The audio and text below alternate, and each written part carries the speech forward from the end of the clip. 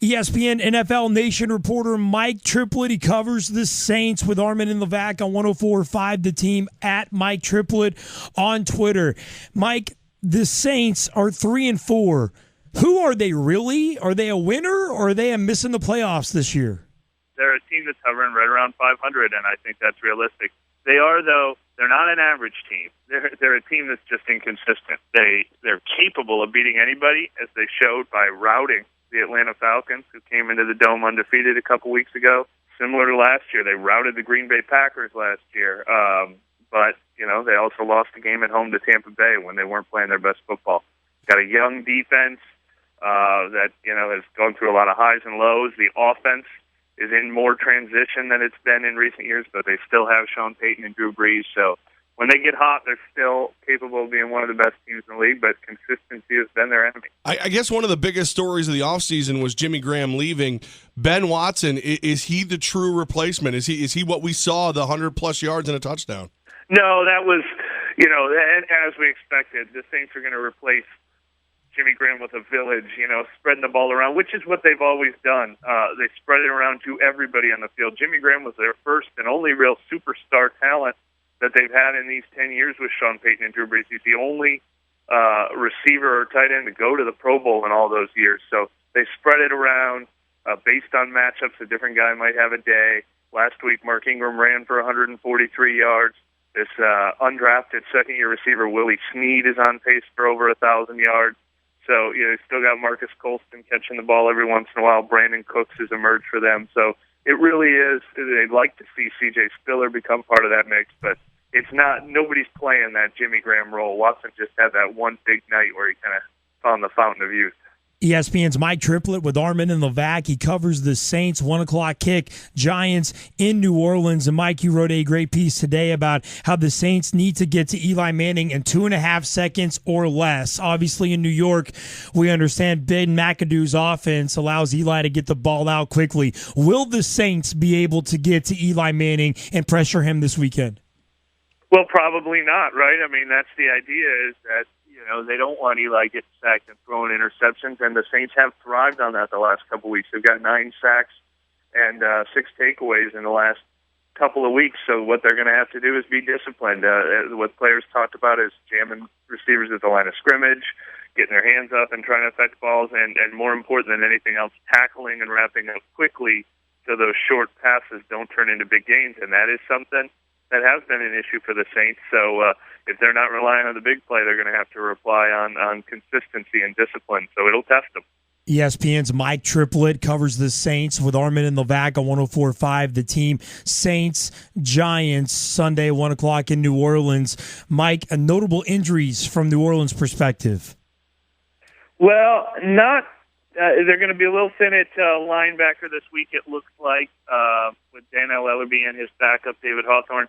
And they've been missing their top cornerback, Keenan Lewis, all year, which has really hurt them, but they've sort of adapted to that, and they've got a kid from the Canadian Football League who's playing great and will probably go up against Odell Beckham Jr. in Delvin Breaux. So there's no new injuries that just crept up. They've actually been getting healthier as the season's gone along, but secondary is a little more depleted than they like because of injuries. Mike, you mentioned a guy that played in the Canadian Football League is covering Odell Beckham Jr. this weekend. That matchup, is he going to be? OBJ says he's 100%. Your confidence that he'll be able to stay on OBJ to the best of his ability? Well, obviously you don't have confidence in anybody against OBJ, but this Delvin Breaux is one of the best stories on the Saints. He's a kid from New Orleans that actually OBJ and his brother are friends growing up, and he broke his neck in high school, couldn't play college football, had to go through the Arena Football League, the Canadian Football League, and finally got here, and he's been playing great. They put him on Julio Jones 2 weeks ago, and he pretty much shut him down when they were matched together. They put him on T.Y. Hilton last week, and he slipped and fell twice, giving up 2 deep TD passes, but shut him down the rest of the way besides that. So he's really stepped up, and they're really trusting him in these kind of matchups. He's a physical, hands-on corner. So it's a matchup I'm eager to watch. Even though the loss to Tampa Bay is in there, we talk about the home field advantage for the Superdome. How crazy is the Superdome going to be this weekend? Well, it's weird because the Saints at one point, not counting Sean Payton's suspension, they won 20 straight home games with Breeze and Peyton together up until last year, and then all of a sudden they lost 6 in a row. It was one of the best home field advantages going in all of sports.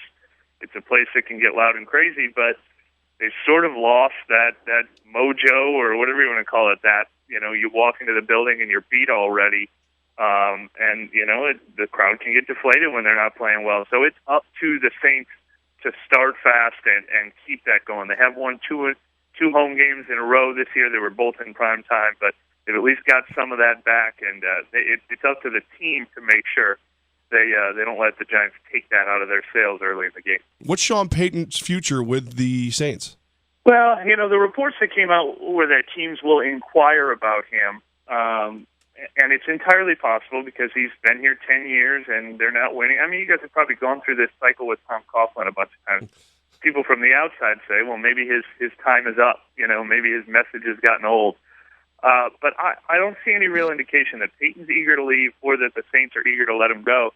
And they very quietly sort of started this rebuilding process already. They've got 11 rookies on the roster this year, and Peyton seems pretty energized. 3 of them are starting on defense. I think they feel like they're sort of rebuilding this team everywhere but Peyton and Drew Brees, and I think he's a little energized by that. So if this season continues to head in the direction it's heading now, and they look like they're heading in the right direction at the end of the year, I think some of that talk could be quieted, but you never say never. Mike, how do you feel this game turns out this weekend? It's like the 5th week in a row where I feel like it's a little bit of a coin flip. I'm going to give the edge to the Saints because they're the home team. They're playing well, and they've figured some things out. But I think these two teams seem really, really similar in that they're capable of putting up some big offense. They're capable of giving up some big plays on defense. All of those things like turnovers and playing a clean game and converting the third downs and all that make all the difference. ESPN's Mike Tripplett on Twitter, at Mike Tripplett, covers the Saints for ESPN, does a great job at it. Check out all of his columns this week, helping you preview this game, Giants at Saints, 1 o'clock on Sunday. Mike, thanks for your time today, man. Really appreciate it. All right, thank you, guys.